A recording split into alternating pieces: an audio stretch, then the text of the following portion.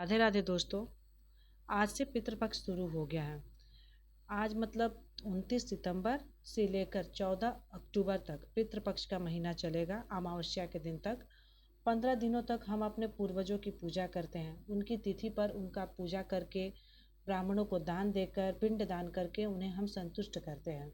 पितृपक्ष का महीना पितरों की आत्मा को तृप्त करने के लिए जाना जाता है, जिसमें पितरों को याद किया जाता है। मान्यता है कि भाद्रपद पूर्णिमा से शुरू होने वाले पितृपक्ष में पितरों को श्राद्ध और पिंडदान करने से परिवार में सुख समृद्धि और शांति आती है। परिवार की सभी बाधाएं दूर हो जाती हैं।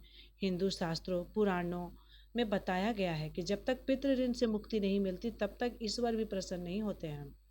अपने अपने पूर्वजों का श्राद्ध करते हैं। दिवंगत आत्माओं की शांति के लिए अनुष्ठान किए जाते हैं। तर्पण करने से पितृ प्रसन्न होते हैं। जिस तिथि को व्यक्ति का निधन होता है उसी तिथि को उसका श्राद्ध करने की परंपरा है। श्राद्ध करने से पितृदोष शांत होता है। पूर्वजों की कृपा मनुष्य पर हमेशा बनी रहती है। श्राद्ध का मतलब अपने सभी कुल देवताओं और पितरों के प्रति श्रद्धा प्रकट करना है। वैसे तो प्रत्येक महीने की अमावस्या तिथि को पितरों की शांति के लिए पिंडदान या फिर श्राद्ध कर्म किए जाते हैं, लेकिन पितृपक्ष में श्राद्ध करने का विशेष महत्व माना जाता है। मान्यता है कि इस दौरान पिंडदान, तर्पण कर्म और ब्राह्मणों को भोजन कराने से पूर्वज प्रसन्न होकर आशीर्वाद देते हैं। चलिए एक कथा के माध्यम से जानते हैं कि पितृपक्ष क्यों जरूरी है।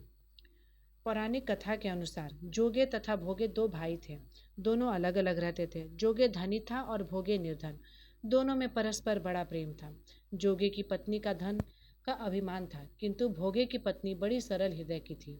पितृपक्ष आने पर जोगी की पत्नी ने उससे पितरों का श्राद्ध करने के लिए कहा, तो जोगी इसे व्यर्थ का काम समझकर टालने की चेष्टा करने लगा। किंतु उसकी पत्नी समझती थी कि यदि ऐसा नहीं करेंगे तो लोग बातें बनाएंगे।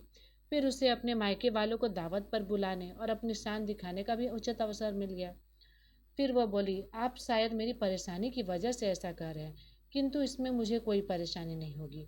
मैं भोगे की पत्नी को बुला लूंगी, दोनों मिलकर सारा काम कर लेंगे। फिर उसने जोगे को अपने पीहर न्योता देने के लिए भेज दिया। दूसरे दिन उसके बुलाने पर भोगे की पत्नी सुबह सवेरे आकर काम में जुट गई। उसने रसोई तैयार की, अनेक पकवान बनाए और फिर सभी काम निपटा कर दोपहर हो गई। पितृभूमि पर उतरे। जोगे भोगे के पितर पहले जोगे के यहाँ आए तो क्या देखते हैं कि उसके ससुराल वाले वहाँ भोजन पर जुट गए हैं। निराश होकर वे भोगे के यहाँ आ गए। वहाँ क्या था, मात्र पितरों के नाम पर अगियारी दे दी गई थी। पितरों ने उसकी राख चाटी और भूखे ही नदी के किनारे जाकर पहुँच गए। थोड़ी देर में सारे पितर इकट्ठे हो गए। अपने अपने यहाँ के श्राद्ध कर्मों की बड़ाई करने लगे। जोगे भोगे ने तो पितरों ने भी अपना आप बीती सुनाई। फिर वो सोचने लगे, अगर भोगे समर्थ होता है तो शायद उन्हें भूखा ना रहना पड़ता, मगर भोगे के घर में तो 2 जून की रोटी भी खाने को नहीं थी।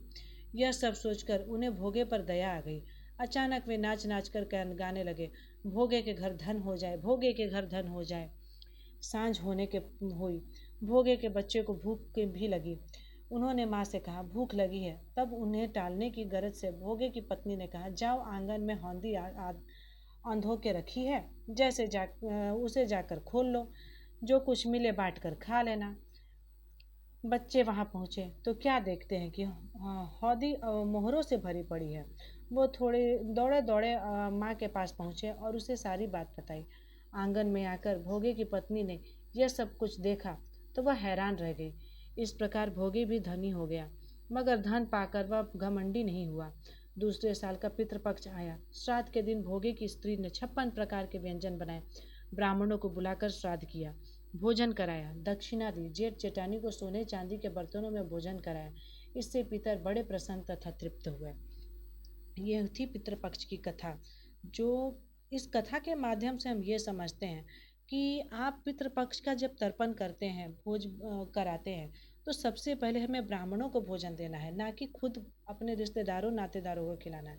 खिलाइए रिश्तेदारों को, मगर सबसे पहले अपने ब्राह्मणों को भोजन दे। दान कर्म करें, पिंड दान करें, ताकि हमारे पितर आके प्रसन्न हो सके। वो हम धरती पर आते हैं इन 15 दिनों में और अपने हिस्से की जो भोजन होती है, जो श्रद्धा होती है, वो हमारी तरफ से जो श्रद्धा भेंट होती है वो स्वीकार करते हैं और खुशी खुशी हमें बहुत सारा आशीर्वाद देकर जाते हैं। मित्रों, मैं उम्मीद करती हूँ आपको इस कथा के माध्यम से समझ आया होगा कि पितृपक्ष कितना ज़रूरी है और क्यों ज़रूरी है। कुछ छोटी मोटी बातें भी होती हैं जो पितृपक्ष में ज़रूर ध्यान देनी चाहिए, जैसे कि इन 15 दिनों तक लगातार गायों की रोटी खिलाएं, कौवों की रोटी दें। कौवों की रोटी खिलाने से कहते हैं कि पितृ हमारे बहुत संतुष्ट होते हैं। साथ ही मछलियों को आटा भी आप डाल सकते हैं, कुत्ते को भी रोटी खिला सकते हैं। ये सब छोटे मोटे काम बहुत ज़रूरी होते हैं जिससे हमारे पितृ प्रसन्न होते हैं। ब्राह्मणों को भोजन जरूर देना चाहिए, दान पुण्य करना चाहिए। दान पुण्य ऐसा कर्म है जिसके करने से हमारी सारी बाधाएं भी दूर होती है। हमें हर कष्ट को काटने के लिए हिम्मत मिलती है और साथ ही पितरों का आशीर्वाद मिलता है। उम्मीद करती हूँ आपको ये प्रस्तुति बहुत पसंद आई होगी। और अगर आप सबको ये कथा और ये मेरी बातें कुछ समझ आई हो तो मेरे चैनल को लाइक करें, शेयर करें, सब्सक्राइब करें। राधे राधे मित्रों।